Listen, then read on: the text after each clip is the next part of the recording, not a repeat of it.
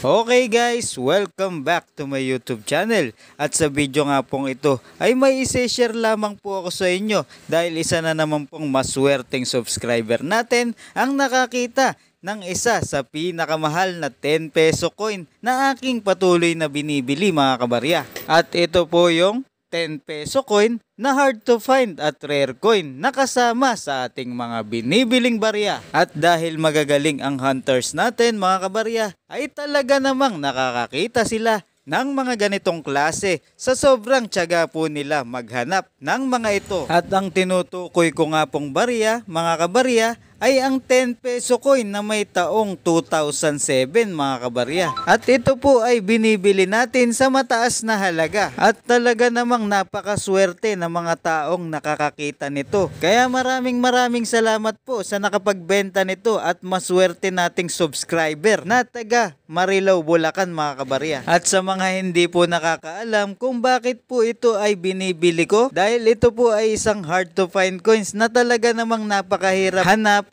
at madalang po itong magpakita sa atin. At syempre nagpapasalamat din po tayo sa mga subscriber natin na masuswerte at matyagang naghahanap ng mga barya na aking patuloy na binibili. At kung sakasakali naman na ikaw ang makakakita ng ganitong uri ng barya, ay mangyari lamang po na mag-message po tayo sa ating Facebook page at nag-iisang Facebook page na RDC Coins and Collectibles. At dyan lamang po kayo magme-message at wala na po tayong iba. At syempre hindi lang yan mga kabarya, dahil marami pa po tayong iba't ibang klaseng barya na ating patuloy na binibili. Katulad na lamang na 10 peso coin na may taong 2009. Patuloy po akong bumibili ng ganitong uri ng barya. At syempre kasama na rin po dito ang 10 peso coin na may taong 2007. Patuloy po akong naghahanap ng ganitong uri ng barya. Ganon din po sa 5 peso coin. Patuloy pa rin po tayong naghahanap ng year 2006, 2007 at year 2008. Sa 1 peso coin naman ay may hinahanap din tayo.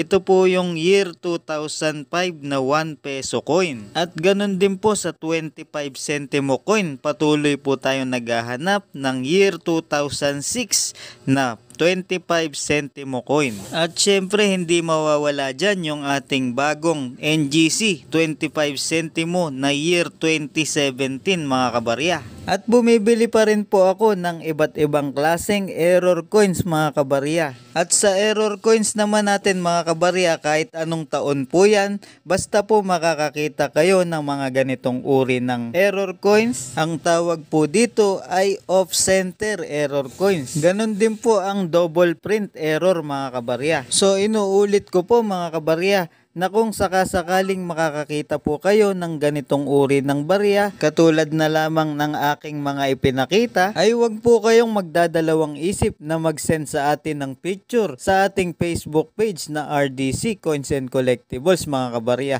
At pag nakita ko po yun, mga barya nyo na tugma sa aking hinahanap, ay hindi po ako magdadalawang isip na bilhin sa inyo yan mga kabarya. Maraming salamat po.